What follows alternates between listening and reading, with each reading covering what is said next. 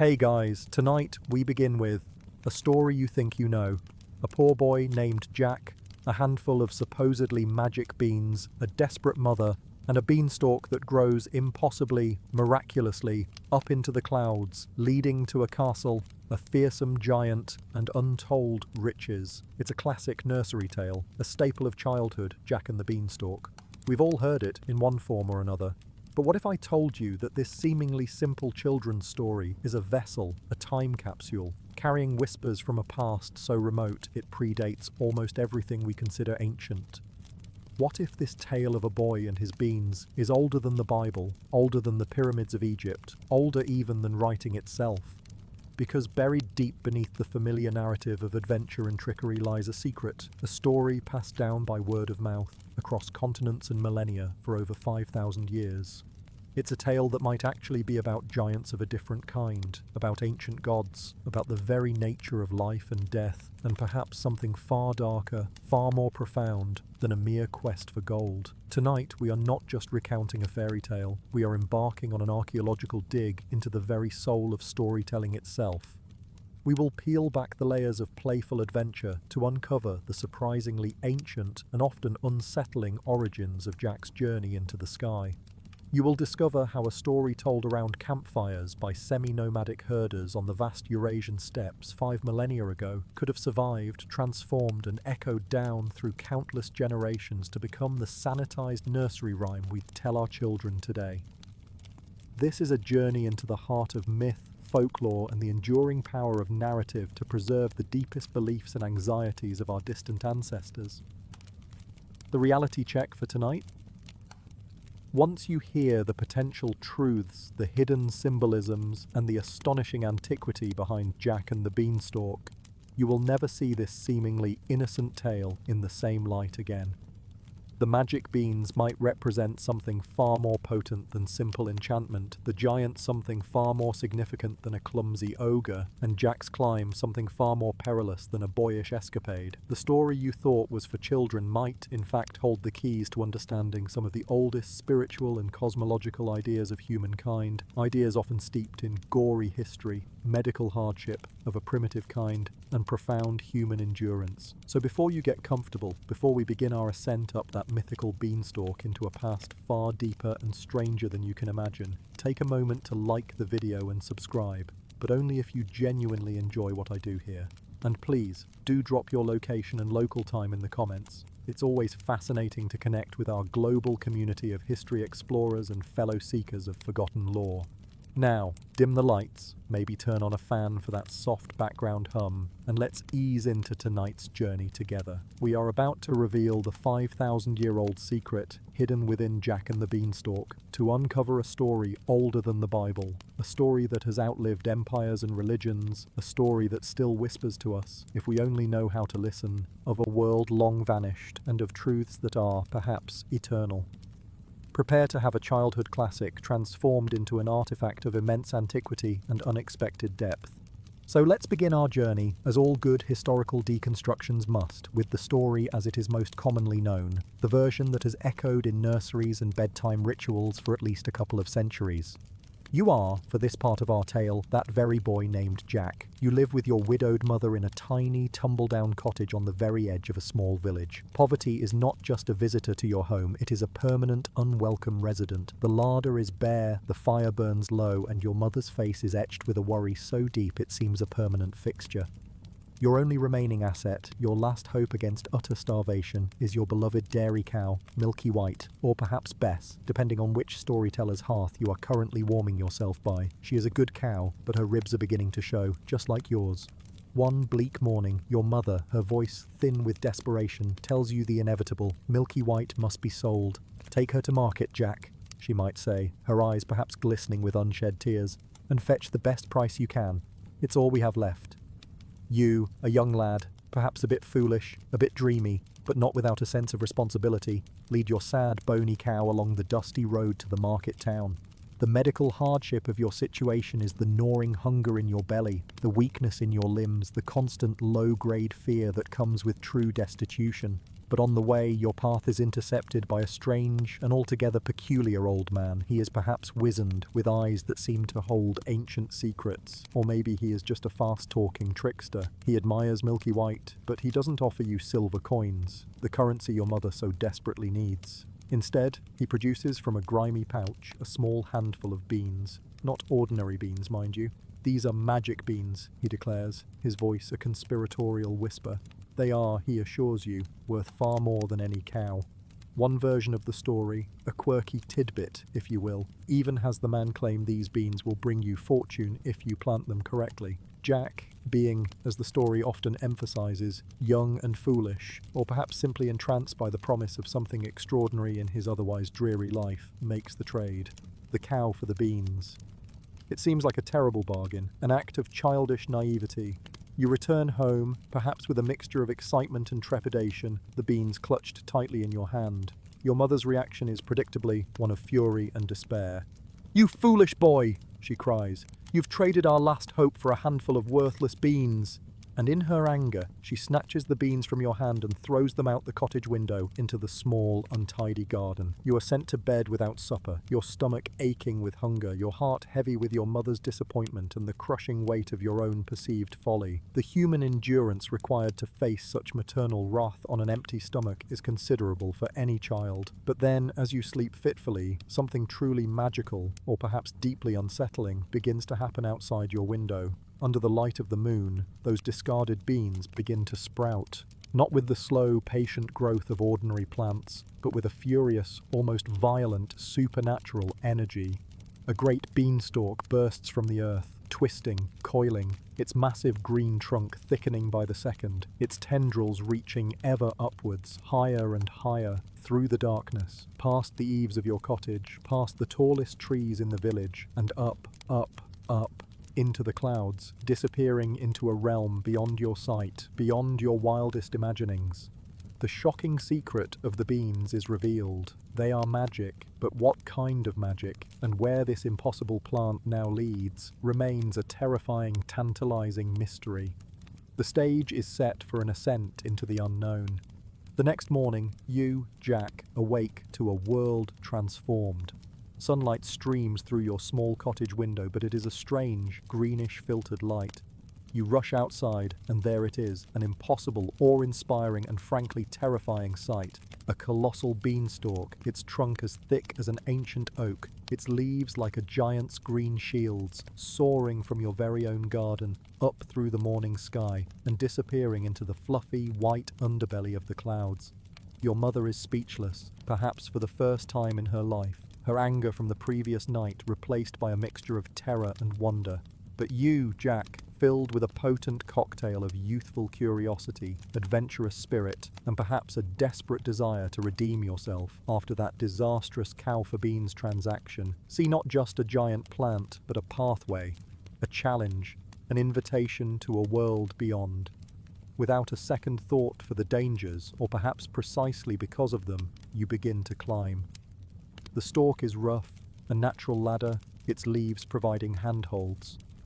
Up you go, higher and higher. Your small village shrinks beneath you, then the surrounding fields, then the entire countryside becomes a distant patchwork quilt. The air grows colder, thinner. The medical hardship of such an ascent, even for a nimble boy, would be considerable. Aching muscles, scraped hands, the risk of a fatal fall. Yet you press on, driven by that irresistible pull of the unknown. Finally, after what seems like an age, you break through the cloud layer and find yourself in a strange, new land, a realm seemingly floating in the sky. Before you, often described in the tales, stands a great stone castle, its towers piercing the ethereal mist. Tired, hungry, but undaunted, you approach the massive castle door and knock. It creaks open, revealing a towering woman, a giantess. Her reaction to seeing you, a small mortal boy, is often one of surprise and a warning. "Go away, little boy," she might say, her voice like the rumbling of distant thunder. "My husband is a giant, an ogre, and he has a particular fondness for eating boys for breakfast, especially English ones." The gory history of your potential fate is laid bare, but Jack, as the story often portrays, is not easily deterred. Seeing how hungry and weary you are, the giantess, who despite her size and her monstrous husband, often possesses a surprisingly kind heart, a quirky tidbit of many ogre tales, takes pity on you.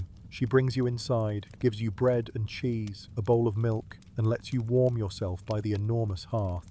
But this fragile sanctuary is soon shattered. The castle walls begin to tremble, the ground shakes, thump, thump, thump. The giant, her husband, is returning home from his days, well, whatever it is that giants do, hunting, plundering, generally being terrifying. The giantess, in a panic, quickly hides you, Jack often in the great oven or perhaps a large copper pot. And then comes the voice, that iconic blood-curdling chant that has echoed through nurseries for generations. Fee, fee, fo, fum, I smell the blood of an Englishman. Be he alive or be he dead, I'll grind his bones to make my bread. You, cowering in your hiding place, your heart hammering, can only pray the giantess's deception holds. She stands firm, bless her surprisingly gentle giant heart. There's no boy here, husband, she might say. You're imagining things. It's just the smell of the Englishman you had for supper last week still lingering. The giant, grumbling, eventually accepts her explanation, perhaps his sense of smell dulled by hunger or stupidity. He devours his massive dinner. Then, as is the wont of many fairy tale giants, he brings out his treasures. Tonight, it's bags of gold coins. He counts them, gloats over them, and then, inevitably, lulled by the food and the fire, he falls into a deep, snoring sleep, his snores like a thunderstorm. This is your chance, Jack.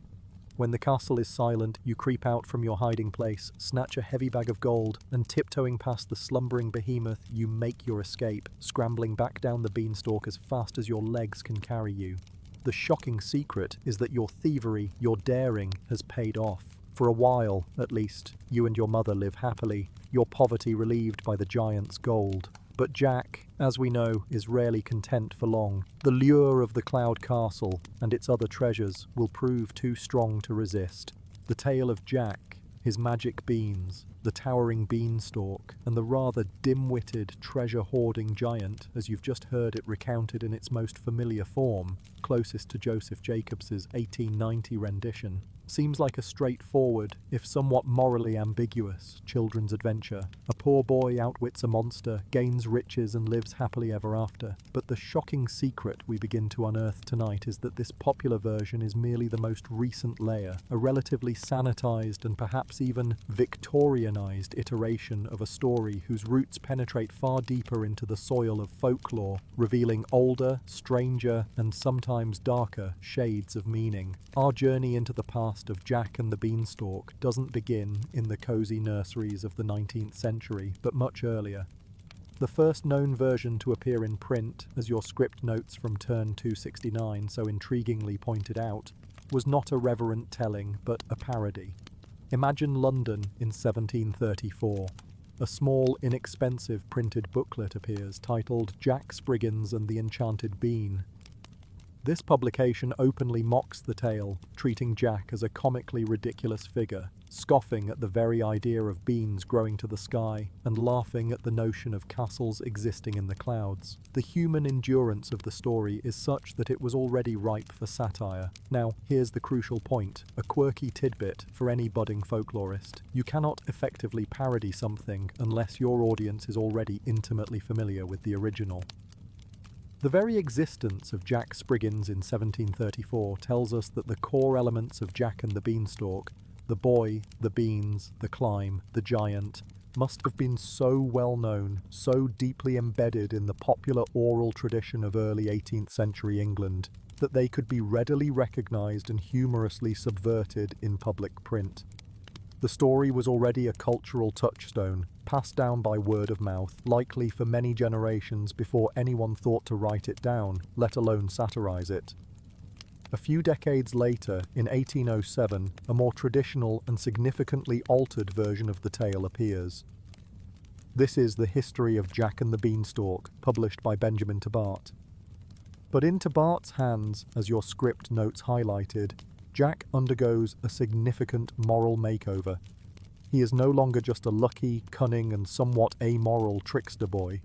Suddenly, a fairy appears at the beginning of the story to inform Jack that the giant had, in fact, murdered Jack's father and stolen all his wealth. This changes everything. Jack's subsequent actions, climbing the beanstalk, stealing the giant's treasures, and ultimately killing him, are reframed not as opportunistic theft and manslaughter, but as righteous acts of vengeance and the restoration of justice.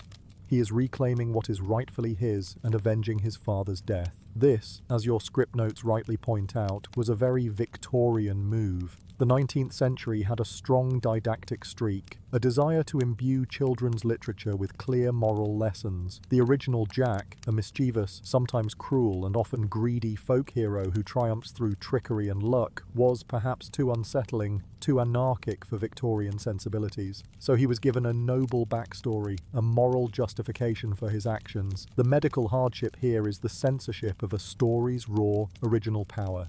The application of a moral poultice to cover its more problematic, yet perhaps more authentic, ancient wounds. But earlier storytellers, those who kept the tale alive through centuries of oral tradition before it was ever committed to print, were likely far less concerned with such bourgeois morals.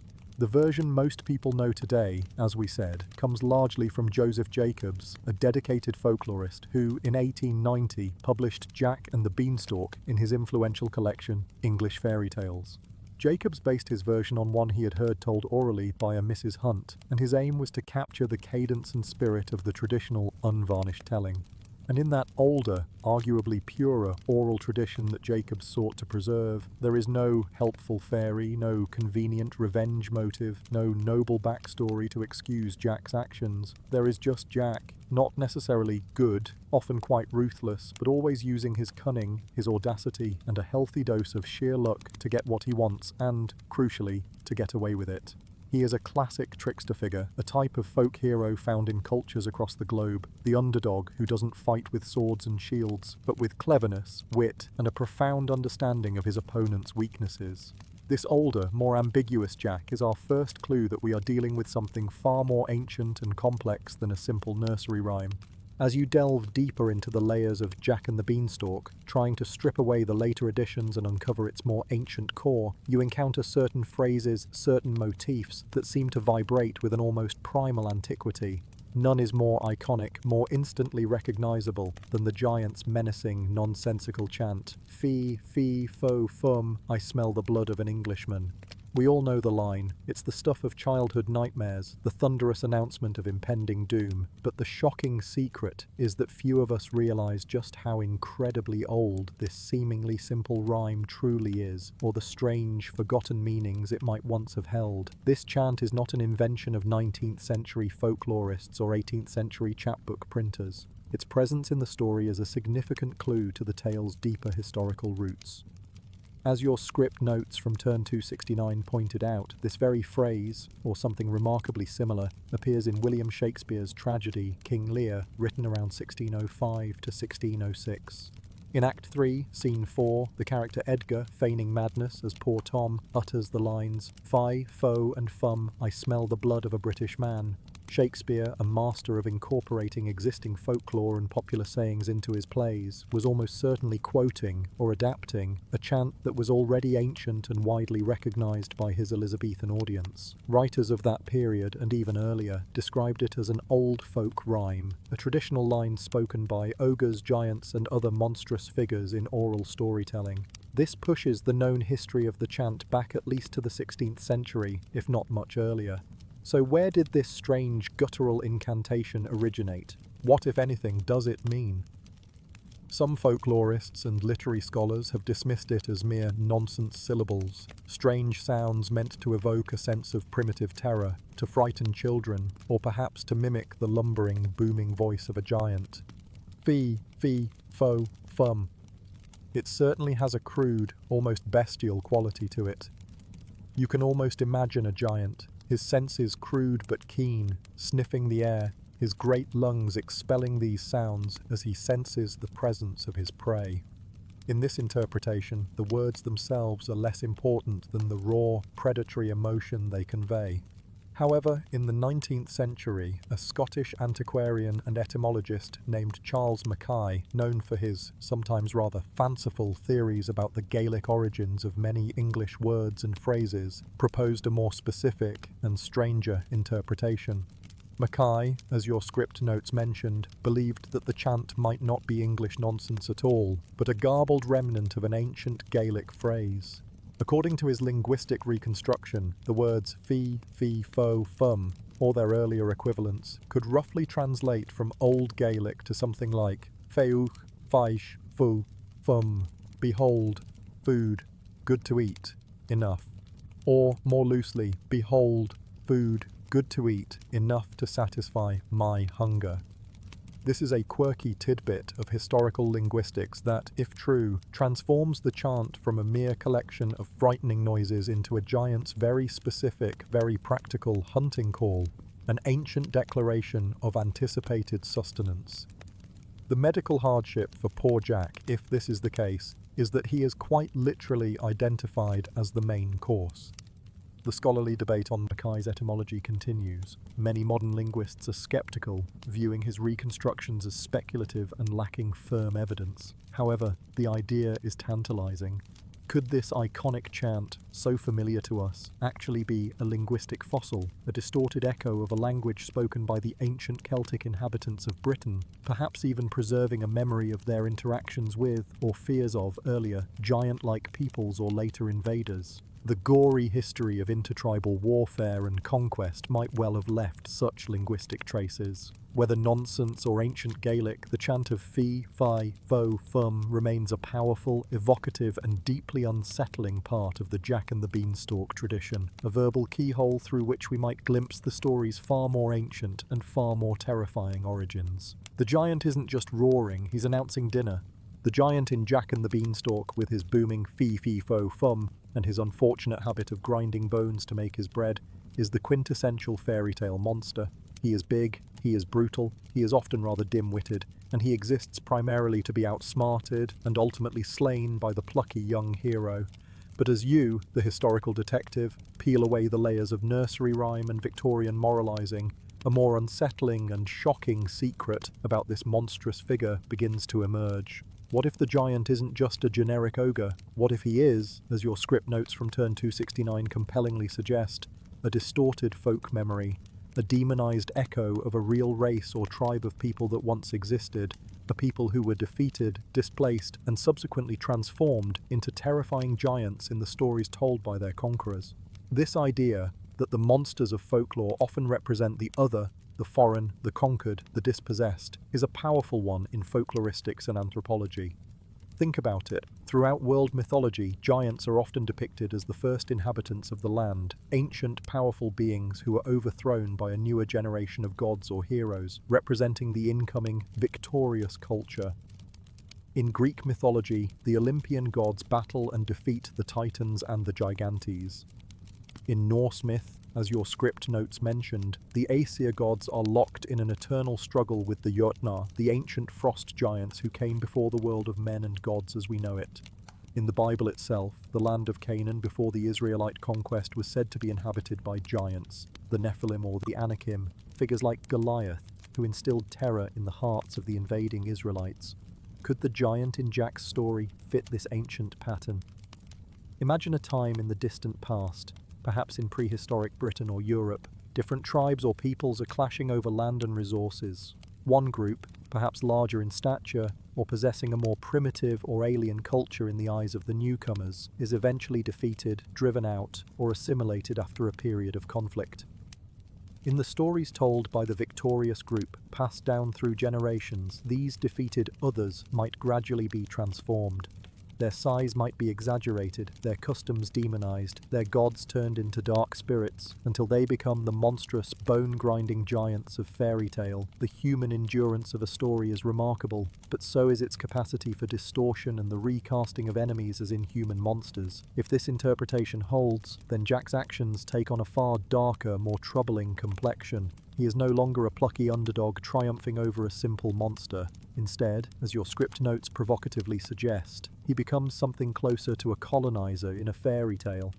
He climbs into a world that isn't his, a realm belonging to this other people. He repeatedly deceives the giant's wife, who, tellingly, often shows him kindness. He steals their treasures, their gold, their magical means of sustenance, the hen, their sacred art, the harp. And finally, he kills the guardian of this other world and destroys the very means of access to it by chopping down the beanstalk. It's a narrative of invasion, theft, and cultural destruction, all disguised as a children's adventure. The gory history is not just the giant's death, but the potential erasure of an entire people's memory, their transformation into a caricature of villainy. One quirky detail that supports this reimagining is that the giant's castle, though often depicted as crude, is also a place of immense wealth and magical artifacts, suggesting a civilization with its own power and unique treasures, not just a random monster's lair. The scholarly debate around this euhemeristic interpretation of myths and fairy tales, the idea that they are based on distorted historical events or real people, is ongoing. It's difficult to prove definitively, but the parallels are striking. The shocking secret of the giant in Jack and the Beanstalk might be that he carries the weight of a forgotten conquest, a silenced history. He is the monstrous echo of a people whose story was not told by them, but about them, by those who came after and claimed their world. Jack's triumphant happily ever after might have been built upon the ruins of another's once upon a time. The idea that the giant in Jack and the Beanstalk might be a folk memory of a conquered people, and Jack a kind of fairy tale colonizer, is a fascinating, if somewhat unsettling, interpretation. It makes you question the simple morality often presented in children's versions, but the truly shocking secret, the one that elevates this tale from mere folklore into an artifact of astonishing antiquity, comes not from literary analysis alone, but from the meticulous, almost forensic work of modern folklorists and comparative mythologists. They have discovered that Jack's story is not unique to England. It belongs to a vast, ancient, and surprisingly global family of tales. Imagine a vast library, not of printed books, but of human stories, catalogued and cross-referenced by scholars who spend their lives tracing the hidden connections between narratives from cultures separated by vast distances and thousands of years. In this world of folklore classification, Jack and the Beanstalk is identified by a specific code, ATU 328. This alphanumeric tag comes from the Arne-Thompson-Uther Index, a kind of Dewey Decimal System for folktales, which groups together stories from around the world that share the same fundamental plot structure. And the official title for tale type ATU 328, as your script notes from turn 269 highlighted, is The Boy Who Stole the Ogre's Treasure. This is where it gets truly strange and wonderful. Versions of this core story, ATU 328, appear not just in England or even in Europe, but in places as far-flung as Italy, Scandinavia, where tales of boys outwitting giants are common, throughout many parts of Asia, including India and beyond. Each culture adapts the tale to its own landscape, its own beliefs, its own monsters. The ogre might be a troll, a demon, a mountain spirit, or a mythical beast. The stolen treasure might vary. A self-playing instrument, a food-producing magical object, a bag of inexhaustible gold. The means of ascent to the ogre's realm might be a tree, a rope, or, as in Jack's case, a magical beanstalk. But the fundamental narrative skeleton remains remarkably consistent, a usually poor or lowly protagonist, a journey to a perilous otherworld, a monstrous or powerful guardian figure, a daring theft of valuable, often magical items, and often a dramatic escape and the destruction of the means of access between the two worlds. The human endurance here is not of a single individual, but of a story archetype, a narrative DNA that has replicated and mutated across countless cultures and generations. The medical hardship is perhaps metaphorical, the sickness of a society that allows such monstrous figures to hoard treasures, or the trauma of the hero's perilous journey. One quirky tidbit is how these different cultural versions often reflect local anxieties or values. A tale from a starving community might emphasize the theft of a food-producing object, while one from a society valuing artistic skill might focus on a magical instrument. The scholarly debate among folklorists used to revolve around how these similar stories appeared in such disparate cultures. Did they arise independently, springing from some universal human psychological archetype? Or did they spread from a single point of origin through migration, trade, and cultural diffusion?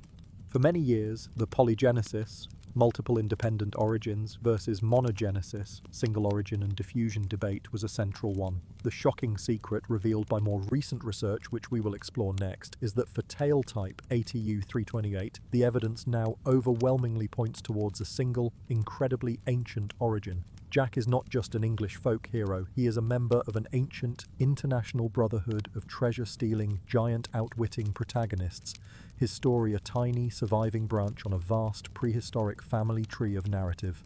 The realization that Jack and the Beanstalk, or more accurately, its core archetype, ATU 328, the boy who stole the ogre's treasure, is a globally distributed tale type is fascinating in itself. But how do you go from recognizing these similarities to a claim as audacious as our title tonight, that this story is over 5,000 years old, older than the Bible revealed?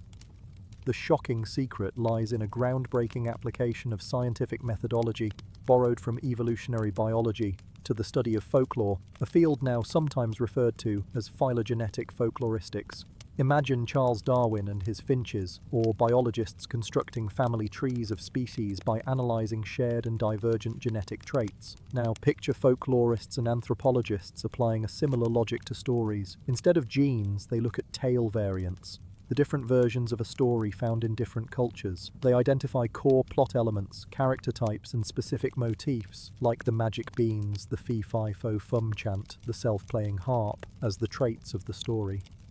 By comparing which versions share which traits, and how these traits might have changed or been lost over time as the story spread and evolved, they can begin to reconstruct a family tree for the tale, tracing it back through different language families and cultural groups to its earliest discernible form and potential point of origin. This is precisely what a team of researchers, notably folklorist Sara Grassa da Silva and anthropologist Jamie Teherani, did in a study published in 2016, the results of which made headlines. As your script notes from Turn 269 mentioned, they analysed hundreds of variants of ATU 328 and other related tale types from across Indo-European speaking cultures, a vast language family stretching from India to Europe. They used computational phylogenetic methods, complex statistical algorithms typically employed in biology to study the evolution of species, or in historical linguistics to study the evolution of languages, to model how these tales might have been transmitted and transformed over millennia. The medical hardship for these researchers is perhaps the immense, painstaking labour of collecting, collating, and coding these hundreds of story variants. Their findings were, as your script notes stated, astonishing. The analysis suggested that the core story of the boy who stole the ogre's treasure, Jack's tale, is incredibly ancient, with a high probability of having originated in a common ancestral Proto-Indo-European oral tradition. And the estimated date for this origin, over 5,000 years ago, placing it firmly in the Bronze Age, or even the late Neolithic period. This makes the story not just older than its first printed versions, not just older than Shakespeare, but older than the earliest books of the Hebrew Bible, older than the pyramids of Giza, older than the invention of writing in Mesopotamia or Egypt. It is a narrative relic from a world before recorded history, as we generally conceive it. One quirky tidbit about this research is that it also helped to settle long-standing debates in folklore about which versions of certain tales were older or more original. For example, some other well-known fairy tales like Beauty and the Beast, ATU 425C, and Rumpelstiltskin, ATU 500, were also found to have similarly ancient Proto-Indo-European roots dating back thousands of years. The scholarly debate, of course, continues on the precise methodologies and the exact dating. Phylogenetic analysis in folklore is a relatively new and evolving field. But the core conclusion that some of these seemingly simple children's stories are among the oldest surviving pieces of human cultural heritage is a profound one. The shocking secret revealed by this science is that when you tell your child the story of Jack and the Beanstalk, you are not just sharing a charming nursery tale, you are potentially echoing a narrative that has been passed down, mouth to ear, across at least 200 generations, a whisper from the dawn of our linguistic and cultural ancestry. The phylogenetic analysis points to an origin for Jack and the Beanstalk, or its ATU 328 ancestor, some 5,000 years ago, among a people known as the Proto-Indo-Europeans. But who were these people, and what was their world like, this vanished world from which such an enduring story might have sprung? As you, the historical explorer, peer back into the mists of the late Neolithic and early Bronze Age, you find not grand cities or written empires, but a hardy, semi-nomadic people, whose legacy is primarily linguistic, yet whose echoes, it seems, also survive in these ancient tales. The Proto-Indo-Europeans, or PIE, as scholars often abbreviate them, are a hypothetical prehistoric population whose existence and culture are reconstructed primarily through comparative linguistics. By studying the common roots and shared vocabulary of the vast Indo-European language family, which includes most European languages, English, German, French, Spanish, Russian, Greek, Latin, Celtic, etc., as well as many languages of Iran, Afghanistan, and northern India, like Sanskrit, Persian, Hindi, linguists have been able to infer a common ancestral language, Proto-Indo-European, and with it some aspects of the culture of the people who spoke it. You can almost hear the quirky tidbit of linguists excitedly finding a shared root word for wheel or horse across dozens of languages, and from that, inferring that the PIE people knew of, and likely used, wheeled vehicles and domesticated horses. Where and when did they live?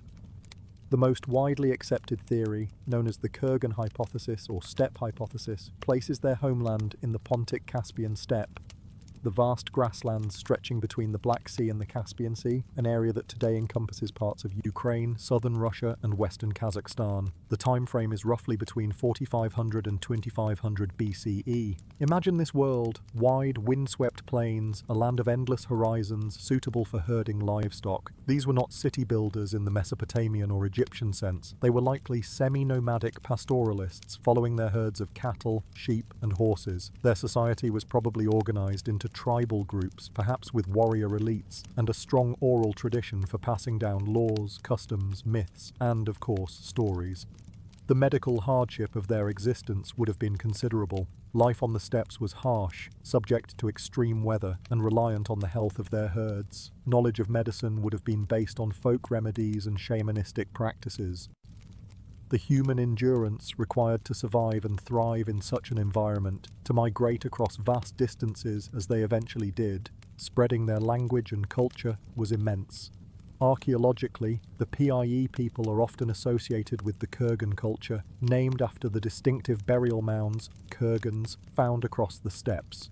These kurgans, as your script notes from turn 269 mentioned, are often all that remains to physically attest to their existence. The dead were typically laid to rest in pit graves beneath these mounds, often accompanied by grave goods, pottery, ornaments, weapons of status, like stone battle axes or early bronze daggers, and sometimes evidence of animal sacrifice, particularly horses. You can picture these ancient chieftains or warriors, buried with the symbols of their power and their connection to a world of pastoralism and martial prowess. The shocking secret about the Proto-Indo-Europeans is not one of grand monuments or lost libraries, but their profound, almost invisible influence. They left no great cities carved in stone, no written records for us to decipher. Their legacy is primarily in the languages that half the world now speaks, and, if the folklorists are correct, in these astonishingly ancient stories like Jack's, that have somehow survived for 5 millennia, carried on the breath of countless storytellers. Jack and the Beanstalk may be one of our last living bridges to this forgotten people, a whisper from a vanished world, a narrative seed planted in the deep soil of prehistory that has, against all odds, continued to sprout and grow through the ages. The discovery that Jack and the Beanstalk, ATU 328, the boy who stole the ogre's treasure, has an ancestry stretching back over 5,000 years to the Proto-Indo-Europeans is astonishing enough. But as you, the student of ancient narratives, examine its core structure, another shocking secret emerges.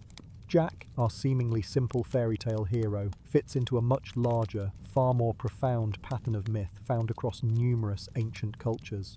He is, in essence, a cultural hero, a trickster figure who dares to venture into a forbidden or sacred realm, outwits or defeats a powerful guardian, and steals something of immense value, bringing it back to the human world, often transforming society in the process. This cultural hero motif, as folklorists call it, is incredibly ancient and widespread. It often forms the basis of foundation myths, stories that explain the origin of fire, agriculture, knowledge, kingship, or other key elements of civilization, and perhaps the clearest, most famous ancient parallel to Jack, as your script notes from turn 269 highlighted, is the Greek titan Prometheus.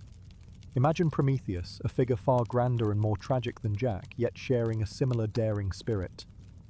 In Greek myth, Prometheus defies the supreme god Zeus. He ascends to the heavens, Mount Olympus, the cloud castle of the gods, and there he steals fire, the divine spark of knowledge, warmth, craftsmanship, and civilization itself, and bestows it as a gift upon a primitive, struggling humanity. His punishment, as you know, is horrific. Chained to a rock, his liver devoured daily by an eagle. But Prometheus, like Jack, is ultimately a benefactor, a thief for humanity, someone who dares to cross the line between the mortal and the divine to bring back a transformative treasure. The parallels are striking. Jack, like Prometheus, climbs a beanstalk, a vertical axis, into a sky realm guarded by a giant, a powerful, otherworldly being. And Jack, like Prometheus, returns with magical treasures, a hen that lays golden eggs, symbolizing endless sustenance or wealth, a self-playing golden harp, representing divine art, music, or perhaps even oracular power, and bags of gold, prosperity. These are not just random trinkets, they are symbols of power, enchantment, and a better life, stolen from the upper world and brought down to enrich the lower world of mortals. The human endurance of both figures, in their daring quests and in facing the consequences, Prometheus's eternal torment, Jack's perilous escapes, is a key part of their heroic stature. You see this pattern echoing elsewhere in ancient myth, as your script notes also pointed out. In Norse mythology, Odin, the Allfather, a complex figure who is both a king of gods and a trickster, sneaks into Jotunheim, the land of the giants. There, through cunning and deception, he steals the sacred mead of poetry, Odrere, from the giantess Gunnlod. This magical mead, when drunk, bestows the gift of poetic inspiration, wisdom and eloquence upon gods and men. Odin, like Jack and Prometheus, ventures into a guarded, otherworldly realm and returns with a treasure that enriches culture. Even earlier, in the Sumerian epic of Gilgamesh, one of the oldest written stories in the world, the hero Gilgamesh and his companion Enkidu journey to the forbidden cedar forest, defeat its monstrous guardian Humbaba or Huwawa, and fell the sacred cedar trees. This wood, described as divine material meant only for the gods, is then brought back to build temples and palaces in Gilgamesh's city of Uruk, a clear act of claiming divine resources for human civilization. The medical hardship in these myths often comes in the form of the guardian's wrath or the hero's subsequent trials. The shocking secret is that Jack, the seemingly simple English farm boy, stands in a very long, very distinguished line of mythic tricksters, divine thieves, and cultural heroes. His tale, preserved for millennia, seems to tap into a fundamental human narrative, the daring individual who, through cunning, bravery, or sheer luck, breaches the boundaries of the ordinary world, confronts powerful, often hostile, otherworldly guardians, and brings back a boon that changes human destiny. He is, in a sense, Prometheus's much younger, perhaps less tragic, but equally audacious, little brother. Jack's ascent to the giant's realm is made possible by one of the most iconic and fantastical elements in all of fairy tale lore, the beanstalk. A plant that grows overnight from a few discarded beans, reaching so high it pierces the clouds and provides a pathway to another world. It seems like pure childish fantasy, but as you, the explorer of ancient beliefs, look closer at this impossible vine, a shocking secret begins to unfurl. Jack's beanstalk is not just a magical plant, it is a potent, recurring symbol found in mythologies across the globe. The Axis Mundi, the world tree, the cosmic pillar that connects the different realms of existence, heaven, earth, and sometimes the underworld. Imagine the world view of many ancient cultures. The cosmos is not a random void, but a structured, layered reality. Our earthly realm is but one plane, with other worlds existing above and below it. And often, connecting these realms, serving as a conduit or a ladder between them, is a great vertical structure, a sacred mountain, a cosmic pillar, or, most frequently, a colossal, mystical tree. Your script notes from turn 269 rightly point to these parallels. In Greek mythology, for instance, the gods dwell on Mount Olympus, its peak hidden in the clouds, a realm above the mortal world. In Norse cosmology, the entire universe is structured around Yggdrasil, the immense ash tree whose branches reach into Asgard, the realm of the gods, and whose roots delve into Niflheim, the land of the dead, and Jotunheim, the land of giants. Yggdrasil is the axis of the worlds, the pathway for gods, spirits, and perhaps even shamans. You see similar imagery in countless other traditions. The Hindu Vedas speak of the Ashvata, the cosmic fig tree, often depicted with its roots in heaven and its branches reaching down to earth, symbolizing the connection between the divine and the manifest world. In many Siberian and Mongolian shamanic traditions, the shaman, during their ecstatic trance journeys, is said to climb a world tree, or a specially erected ceremonial pole, often a birch tree, to reach the spirit world in the sky, to commune with ancestors, or to retrieve lost souls. The medical hardship of such a shamanic journey, the physical and psychological toll of the trance, and the perceived dangers of the spirit world is a recurring theme. Jack's beanstalk fits this ancient archetypal pattern almost perfectly. It appears suddenly, supernaturally, overnight, from magic beans. It grows to an impossible height, reaching beyond the clouds, beyond the limits of the ordinary mundane world. It is a living, twisting, organic tower, a vibrant green pathway to an other world, the giant's castle in the sky. It is, in essence, a classic axis mundi. Jack's climb is not just a boy's adventure, it is a symbolic ascent, a journey from the profane world of his impoverished cottage to a sacred, or at least magical and powerful, realm above. One quirky detail often found in world tree myths is that these cosmic connectors are frequently guarded or inhabited by powerful, sometimes dangerous beings: dragons, serpents, giant eagles, or, as in Jack's case, a man-eating giant. The treasures found in these upper worlds are also often of a divine or magical nature: a hen that lays golden eggs, inexhaustible sustenance, a self-playing harp, divine art, music. The gory history is never far, as accessing these realms and their treasures often involves trickery, theft, and violence against the guardian. The scholarly debate explores whether the beanstalk, being a cultivated plant, though magical, represents a later, more agrarian iteration of the more primal world tree, often a wild, uncultivated species, like an oak or ash. The shocking secret of Jack's beanstalk is that it's not just a whimsical plot device, it's a deeply resonant mythological symbol, a green ladder to the gods, or to the land of the dead, depending on which ancient tradition you consult. It's a plant rooted not just in Jack's garden, but in the deepest soil of human cosmological imagination. The beanstalk, that impossible ladder to the sky, grew, as we know, from a handful of magic beans that Jack received in exchange for his mother's cow. We accept this as a fairy tale convention, a necessary catalyst for the adventure.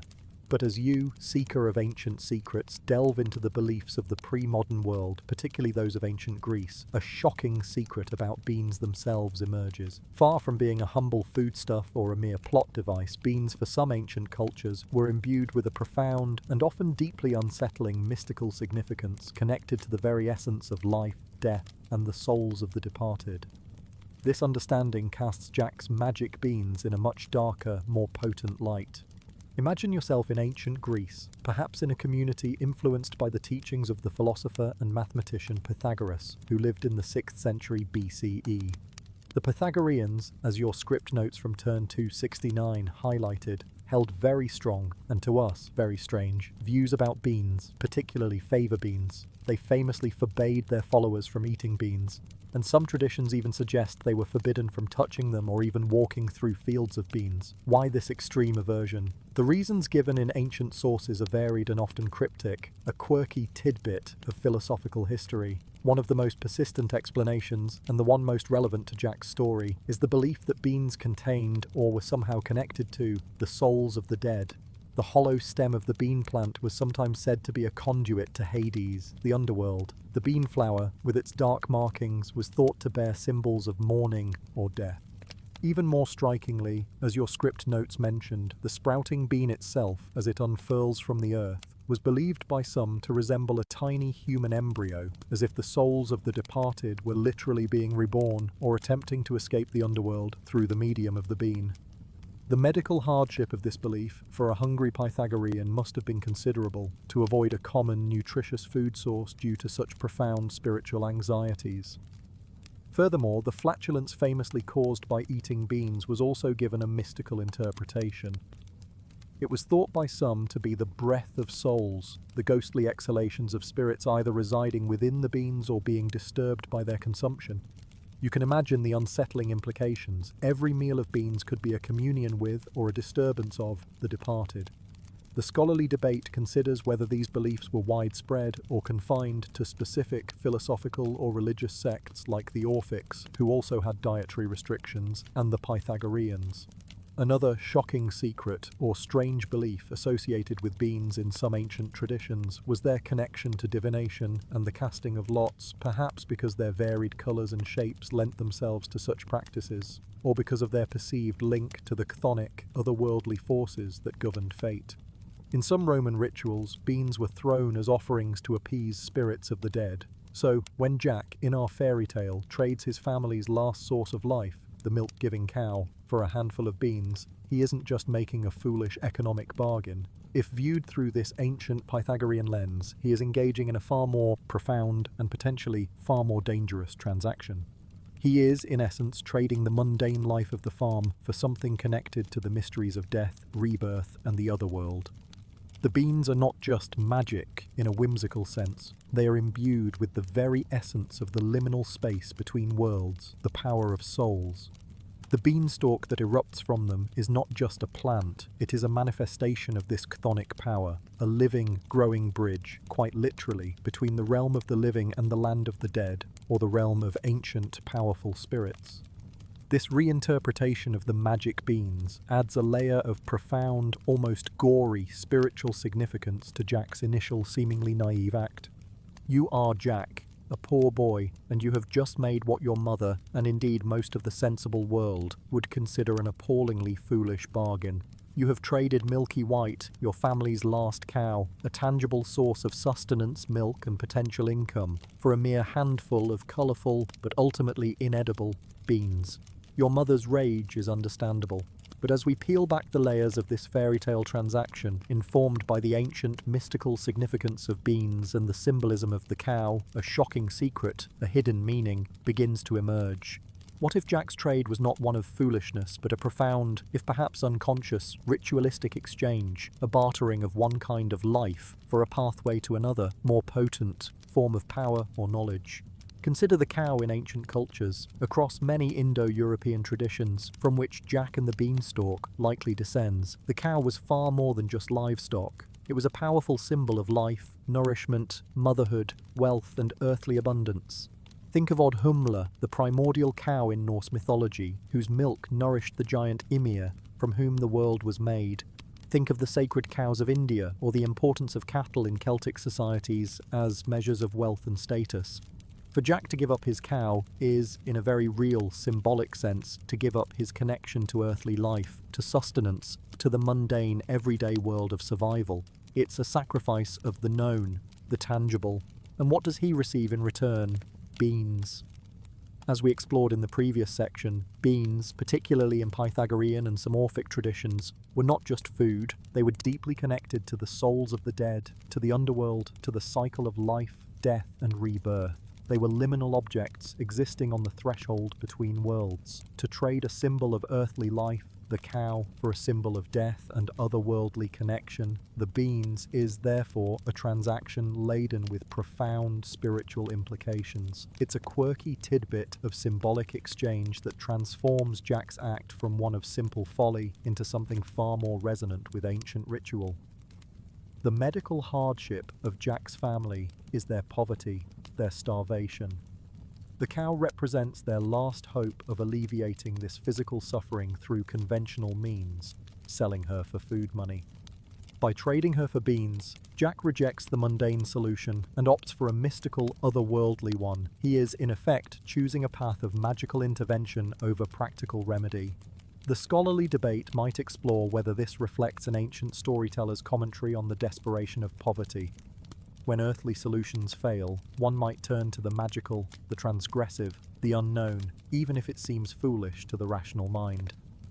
The gory history here is subtle, not of blood and bone, but of sacrificed potential. The cow's potential to provide milk, calves, and eventually meat is exchanged for the unknown potential of the beans. But if those beans are indeed a conduit to the land of the dead or the realm of powerful spirits, then Jack is trading a finite earthly life source for access to an infinite, if perilous, otherworldly power. One shocking secret of many ancient myths and rituals is that great power or knowledge often requires a great sacrifice, a journey through a symbolic death or a confrontation with the forces of the underworld. Jack's bargain, therefore, can be reread not as the act of a simpleton, but as the unconscious or intuitive first step of a shamanic hero, a trickster who instinctively understands that to gain the treasures of the other side, one must first relinquish something precious from this side. He is trading the familiar for the unknown, the mundane for the magical, earthly life for a chance to touch the realm of spirits and souls. The beans are his passport, his payment to cross the threshold, and the beanstalk that springs from them will be his perilous ladder. The magic beans, symbols of death and otherworldly connection, have been cast aside by your furious mother, Jack. But in the night, they fulfill their mysterious potential. A colossal beanstalk erupts, a living, twisting tower piercing the clouds, and you, driven by a force perhaps deeper than mere boyish curiosity, begin to climb. As you ascend this impossible ladder, leaving the mundane world of your village far below, the shocking secret of your journey begins to crystallize. This is not just a climb, it is a shamanic ascent, a ritual passage to an other world, a land beyond the veil of ordinary reality, strikingly similar to the ecstatic journeys undertaken by mystics and shamans in cultures across the globe. Imagine your ascent. The beanstalk is your axis mundi, your world tree, the sacred pillar connecting the earthly realm to the heavens, or, as some ancient cosmologies believed, to the land of the gods or the spirits of the dead. As your script notes from turn 269 so effectively pointed out, this motif is universal. You see the Maya, whose shamans and kings ascended the world tree, often represented as a saber tree or the Milky Way, to commune with ancestors and deities in the sky realm. You recall the Norse Yggdrasil, the cosmic ash tree whose branches reached into Asgard, allowing gods and heroes to traverse the 9 worlds. You think of the Hindu Ashvata, the sacred fig with roots in heaven, a symbol of cosmic unity. And in many Siberian, Mongolian and other North Asian shamanic traditions, the central ritual of the shaman often involves a symbolic or trance-induced climb. They might ascend a specially erected birch pole within their tent, representing the world tree, or a ladder, or even a mountain, to journey into the upper spirit world. Their purpose? To retrieve a lost or stolen soul, often the cause of illness in their worldview, a medical hardship of soul loss. To gain knowledge from spirit guides, to intercede with powerful deities, or to bring back boons for their community. You, Jack, climbing your beanstalk, fit this pattern with uncanny precision. You are leaving the world of sickness, poverty and starvation in your case, and ascending to a realm of power and potential abundance. The human endurance of a shamanic journey is often immense, involving fasting, sensory deprivation, rhythmic drumming or chanting to induce a trance, and a perceived battle with hostile spirits or challenging guardians in the other world. Your climb up the beanstalk, though perhaps not explicitly framed as a trance in the fairy tale, carries all the hallmarks of such an ordeal.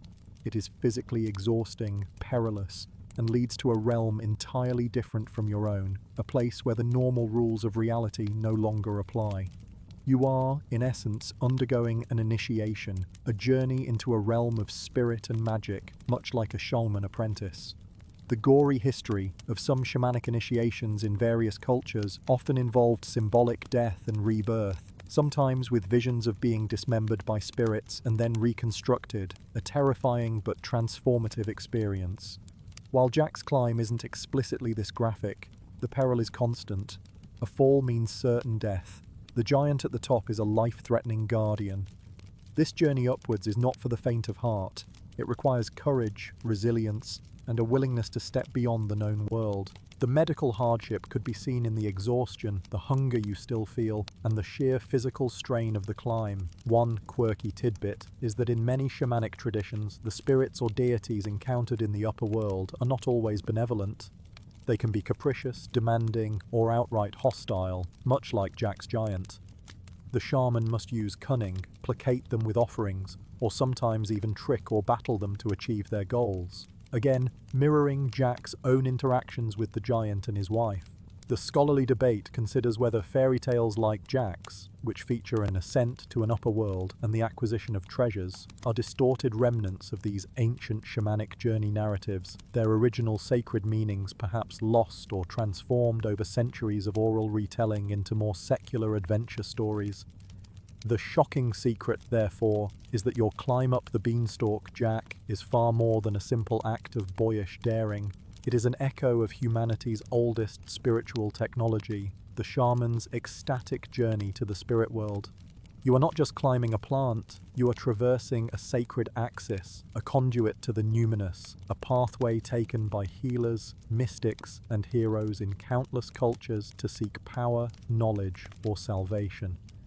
The beanstalk, born of those mysterious, soul-imbued beans, has become your personal Yggdrasil, your ladder to a realm where the ordinary rules of life and death are suspended, and where magical treasures, or terrifying guardians, await. Your ascent is a rite of passage, a step into a world an older humanity knew intimately, the world of myth, magic, and the ever-present spirit realm. After your arduous, almost trance-like ascent up the colossal beanstalk, a journey that resonates with the shamanic climbs of ancient mystics, you finally push through the thick, damp blanket of the clouds. You, Jack, find yourself standing on solid ground, yet it is a land unlike anything you have ever known or imagined. This is the Giant's realm, a world existing high above your own, a place of immense scale and eerie, otherworldly beauty or menace. The shocking secret begins to dawn. You have not just climbed a tall plant, you have crossed a threshold into what many ancient cultures would recognize as the Otherworld, the land of gods, spirits, or the departed. Imagine the scene. The air here is different, perhaps thinner or charged with a strange energy. The landscape might be one of oversized flora, vast plains or mountains that dwarf any earthly peak, and dominating this skyscape, as the familiar tale recounts, is a great stone castle, the dwelling of the giant and his wife. This castle is not just a large house, it is a fortress of an elder race, a being of immense power and antiquity. Its architecture might seem cruder, more primal, than the castles of earthly kings, yet it possesses a formidable, almost cyclopean, grandeur. You, a small mortal boy, are an intruder in this supernal domain. The medical hardship of simply existing in this upper world might be subtle but pervasive. Is the air breathable for long? Is the light natural? Are there unseen energies or presences that affect your mortal frame? Fairy tales rarely dwell on such practicalities, but if this is indeed another world, it operates by its own rules, its own physics, which may not be entirely hospitable to a creature of flesh and blood like yourself. The treasures you find within the giant's castle, the bags of gold, the hen that lays golden eggs, the self-playing golden harp, take on a new significance when viewed through this lens. They are not just ordinary riches. Gold, in many ancient mythologies, is the metal of the gods, a symbol of immortality, incorruptibility, and divine power. The hen that lays golden eggs is a classic symbol of inexhaustible abundance, of magical, life-sustaining power, perhaps an echo of the cornucopia or other such mythical objects of plenty. The self-playing harp, producing heavenly music, represents divine art, inspiration, or perhaps even oracular knowledge. In many traditions, music is a language of the gods, a bridge to the spiritual realm. You are, in essence, stumbling upon the very source of these divine attributes. One quirky tidbit, or rather a common motif in visits to the Otherworld, is the danger of eating the food or drinking the water there. To do so often means you can never return to your own world, or you become bound to the Otherworld in some way. Think of Persephone and the pomegranate seeds in the Greek myth of Hades. While Jack is often fed by the giant's wife, this act of kindness from an inhabitant of the Otherworld is itself a significant and often risky interaction. The human endurance here is to navigate this perilous realm, to take what you dare, and to somehow find your way back. The scholarly debate explores the nature of such upper worlds in Indo-European mythology. Are they celestial realms of the gods, lands of the blessed dead like the Elysian Fields or Valhalla, or simply the remote, inaccessible dwellings of powerful ancient spirits or giants who represent forces of nature or earlier superseded deities? The shocking secret is that the giant's castle in the clouds, far from being a mere fantastical setting, draws upon a deep, cross-cultural wellspring of beliefs about tiered universes and sacred, powerful realms existing just beyond the reach of ordinary mortal experience. You, Jack, have blundered into a place of immense power and ancient magic, a true otherworld, and its guardian is about to make his thunderous appearance. You have found your way into the giant's castle, a perilous intruder in his skyland domain, and here, amidst the oversized furnishings and the lingering scent of, well, whatever it is that giants eat, you discover the famous treasures, the bags of gold, the hen that lays golden eggs, and the self-playing golden harp. In the traditional fairy tale, these are simply objects of immense material value, the means by which you, Jack, will lift your mother and yourself out of poverty. But as we continue to explore the 5,000-year-old secret behind your story, these treasures reveal themselves to be far more than just a fairy tale MacGuffin. They are potent symbols, resonating with ancient mythological themes of divine power, inexhaustible life, and sacred knowledge. First, the gold. Bags and bags of it, hoarded by the giant. Gold, in almost every ancient culture, was the metal of the sun, the symbol of divinity, incorruptibility, and immortality. It was the flesh of the gods in ancient Egypt, the shining attribute of celestial beings. For you to steal this gold is not just an act of thievery, it is, symbolically, an attempt to seize a measure of this divine power, this eternal value, and bring it down into the mortal, perishable world. It's a gory history of sorts, a raid on the treasury of the gods or the Otherworld. Then there is the hen that lays golden eggs. This is a far more complex and potent symbol. An egg, in countless creation myths and ancient belief systems, represents the very source of life, the cosmic egg from which the universe itself is born. And for this egg to be made of gold, and for the hen to produce them endlessly, speaks directly to themes of inexhaustible sustenance, magical fertility, and eternal life. This isn't just a get-rich-quick scheme, this is the appropriation of a primal life-giving power. You are stealing the very essence of otherworldly abundance. The medical hardship of your family's starvation is what drives you, but the object you seize is of a far greater, more mystical potency than simple food. And finally, the golden harp that plays by itself, its music described as being like wind through silver bells, a sound of ethereal, captivating beauty. Music, in ancient traditions, was rarely mere entertainment. It was a sacred art, a means of communing with the gods, of influencing the cosmos, of healing, of prophesying. A self-playing harp, especially one made of gold, is a clear symbol of divine inspiration, of access to heavenly harmony, or perhaps even oracular power. Think of Orpheus's lyre in Greek myth, whose music could charm beasts, trees, and even the gods of the underworld. Or King David's harp in the Bible, which could soothe King Saul's troubled spirit. You, Jack, by stealing this harp, are attempting to capture not just beautiful sound, but a piece of divine magic, a conduit to otherworldly knowledge or power. One quirky tidbit is that in some older variants of tales involving theft from giants or ogres, the stolen items are often things essential for life or culture. Fire, grain, tools, further reinforcing the cultural hero aspect. The golden treasures in Jack's story, while seemingly more about wealth, can be seen as later, perhaps more materialistic, versions of these primal boons. The scholarly debate considers whether these specific treasures, gold, egg-laying hen, singing harp, have specific Indo-European mythological precedents, or if they are more generalized symbols of otherworldly power and abundance. The shocking secret of the giant's treasures is their profound symbolic weight. They are not just fairy tale riches, they are echoes of ancient desires for immortality, gold, unending life and sustenance, the hen, and divine wisdom or artistic inspiration, the harp.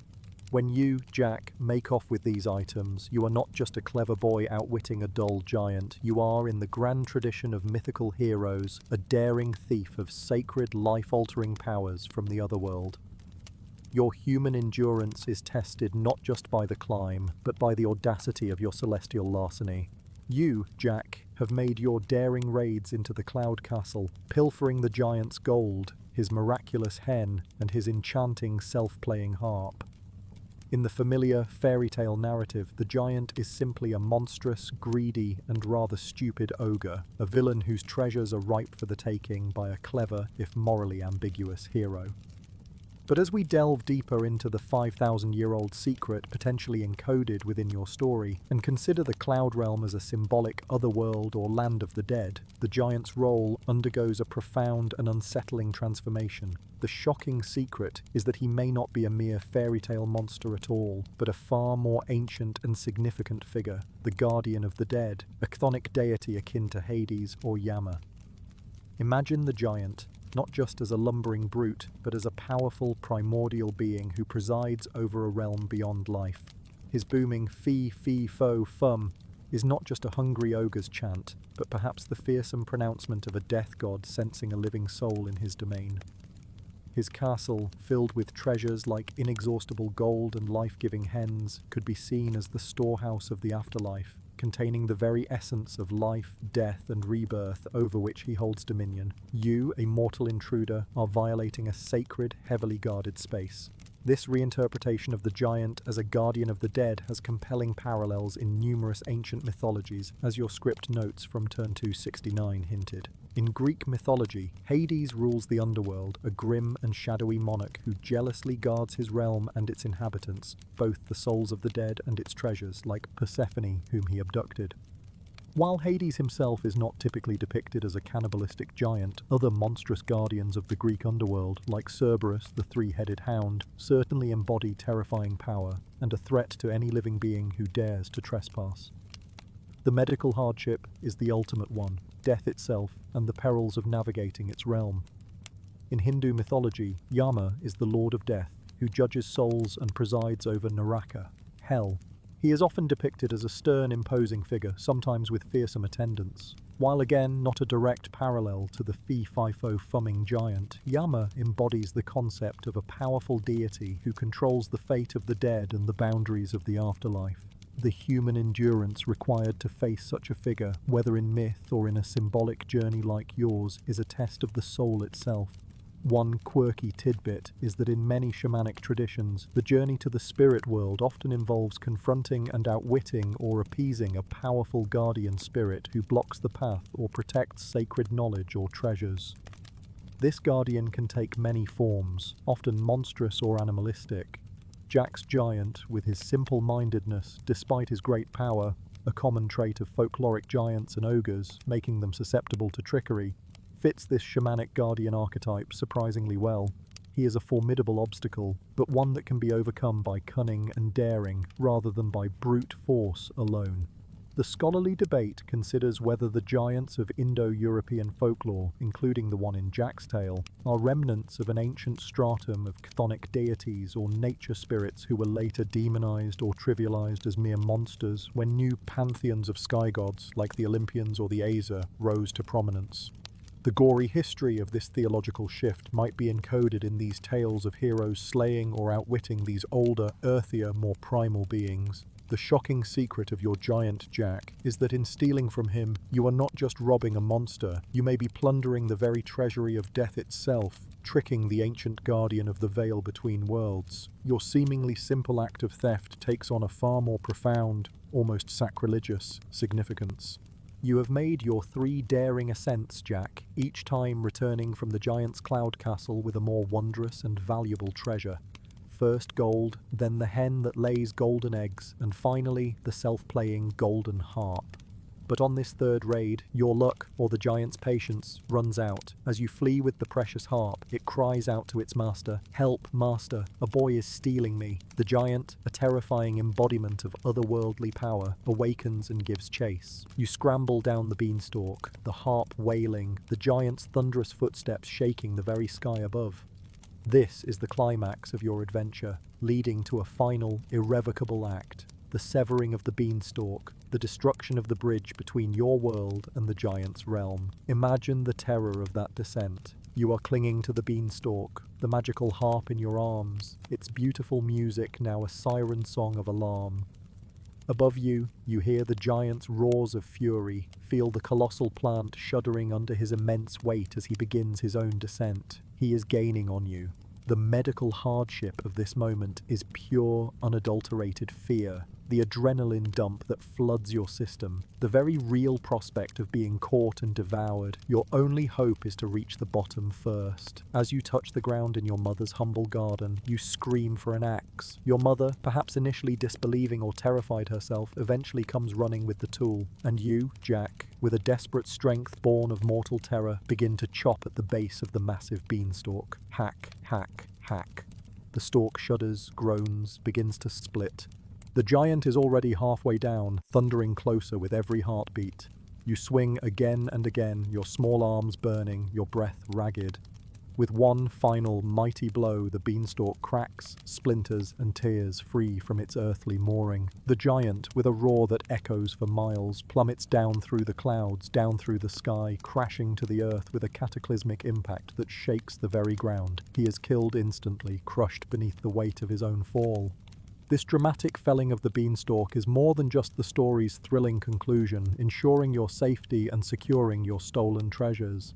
In the context of the beanstalk as an axis mundi, a world tree connecting different cosmic realms, your act of chopping it down is a shocking secret of profound symbolic significance. You are, in essence, severing the connection, cutting the cord between the mundane, earthly realm and the magical, perilous otherworld above. You are closing the gateway. The human endurance shown in this final, desperate act is what saves your world, but also perhaps diminishes it by cutting off access to the realm of magic and ancient power. One quirky tidbit.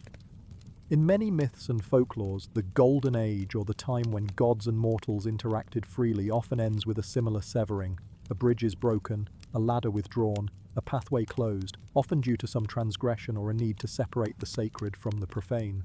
The scholarly debate might consider whether Jack's act is a purely self-preservational one, or if it carries these deeper echoes of a fall from grace, a permanent separation of worlds.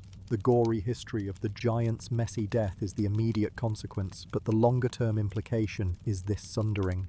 By destroying the beanstalk, you have ensured your own happily ever after in the mortal world, but you have also perhaps locked away the path to the wonders and terrors that lie beyond the clouds, leaving your world a little safer, but also a little less magical. Your adventure, Jack, with its perilous climb to an other world, your confrontation with a powerful guardian, your theft of magical treasures, and your dramatic return and severing of the connection, resonates with an almost startling familiarity when placed alongside some of the most ancient and profound myths of human civilization. The shocking secret is that your seemingly simple fairy tale, traced back through its 5,000-year lineage, walks and talks like a ritual journey, a mythic passage, a story belonging to a venerable family of narratives that explore the dangerous, transformative interface between the world of the living and the realm of gods, spirits, or the dead.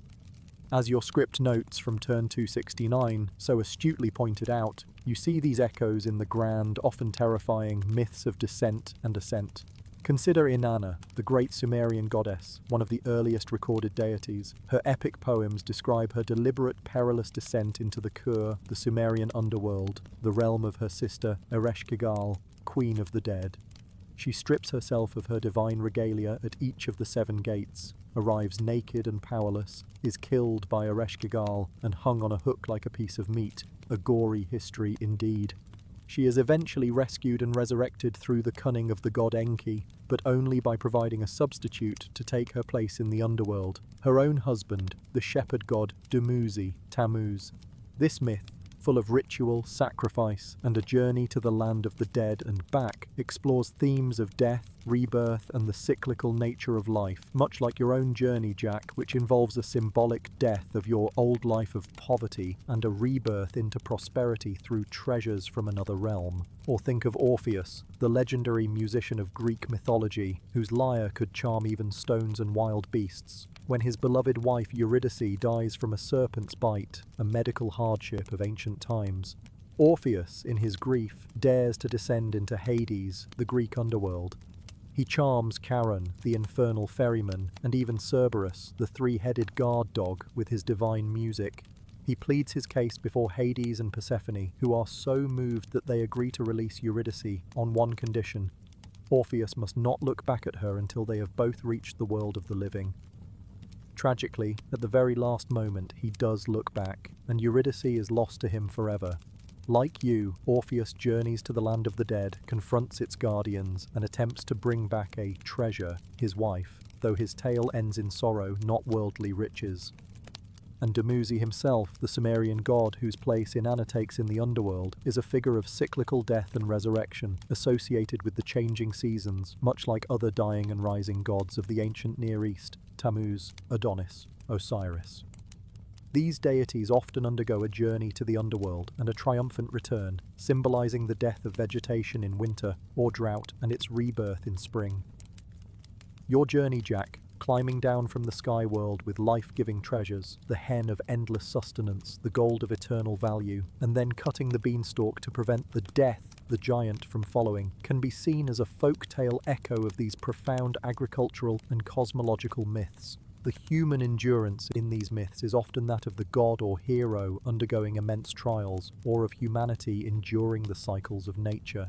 The scholarly debate here is rich and fascinating. Are these structural similarities between your tale, Jack, and these ancient myths coincidental, or do they point to a shared, deep-seated human preoccupation with themes of life, death, the perilous journey to another world, the confrontation with its guardians, and the acquisition of sacred power or knowledge?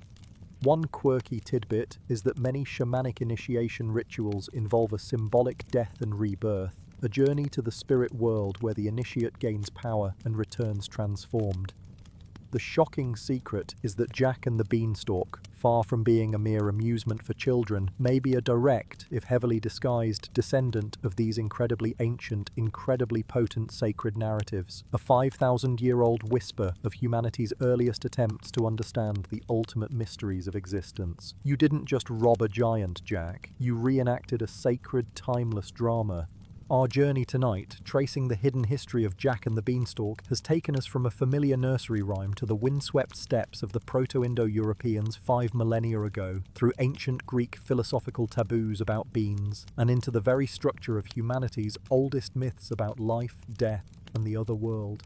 The 5,000-year-old secret, older than the Bible revealed, as our title promised, is not a single, simple answer, but a profound realization. This seemingly innocent children's tale is an astonishingly resilient vessel, carrying within its simple narrative the echoes of ancient beliefs, forgotten rituals, and the deep-seated psychological patterns of our distant ancestors. You, the listener, have seen how Jack, the trickster hero, fits into a long line of cultural heroes like Prometheus, Odin, and Gilgamesh, who dare to steal divine treasures for the benefit of humankind. You've understood how the beanstalk itself is a powerful iteration of the Axis Mundi, the world tree that connects cosmic realms in mythologies across the globe, a shamanic ladder to the spirit world. You've explored the unsettling ancient beliefs surrounding beans, linking them to the souls of the dead and the mysteries of rebirth, transforming Jack's foolish bargain into a potent symbolic exchange of earthly life for otherworldly power. And you've considered the giant not just as a fairy tale ogre, but as a possible folk memory of a conquered people, or even as a fearsome guardian of the dead, akin to Hades or Yama, whose realm Jack audaciously plunders. The shocking secret is the sheer, almost unbelievable, human endurance of this story. That a narrative core, ATU 328, the boy who stole the ogre's treasure, could be passed down through oral tradition for over 5,000 years, across countless migrations, wars, societal collapses, and cultural transformations, to emerge, however altered, as a beloved children's fairy tale, is a profound testament to the power of storytelling. The gory history and medical hardship of those ancient times, the raw anxieties about survival, death, and the powers that govern the universe, are perhaps subtly encoded, transformed into the giants and magic of the tale. As you now prepare to let these ancient echoes fade, as the image of the colossal beanstalk and the giant's cloud castle softens in your mind, carry with you this newfound appreciation for the depth that can lie hidden beneath even the simplest of stories. The tales we tell, the myths we inherit, are often far older and far more significant than we realize. They are the dreams of our ancestors, still whispering to us across the vast expanse of time. Let the thought of that 5,000-year journey, that incredible thread of human narrative, now gently lull you. The giants are slain, the treasures are won, the beanstalk is felled. All the adventures, all the perils of Jack's world are now safely contained within the realm of story. For you, there is only the peace of this present moment, the comfort of your surroundings, and the gentle invitation to sleep. May your own dreams tonight be filled with wonder, but free of any bone-grinding giants.